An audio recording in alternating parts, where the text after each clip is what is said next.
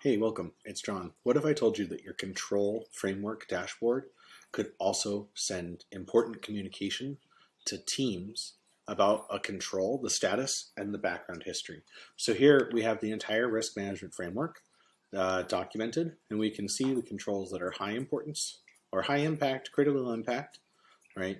And we can also see the responsible teams. A responsible team has a failed control. Let's take a deep dive into this. So we see that there's one failed control in continuous monitoring. On the left side of the screen, we have Slack, and it's going to come into effect in a little bit.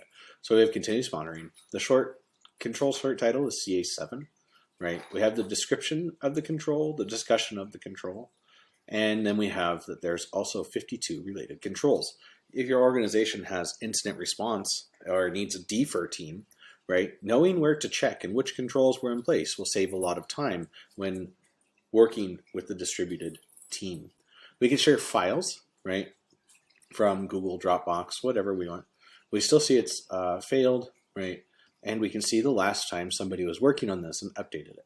So we have an update on January 18th, right? The priority of this control is critical. What were the requirements, estimate, design? How did we implement it?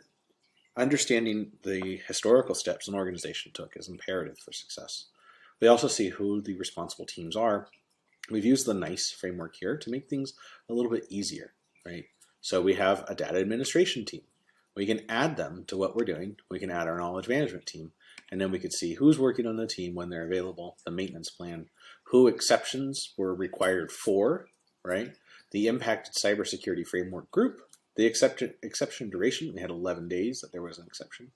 We understand the impact of the process.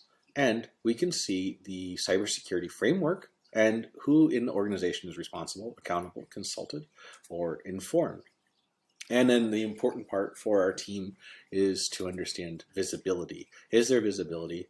The alerting, the detection of how you will detect that control, right? The telemetry how important telemetry is, signals, components, span.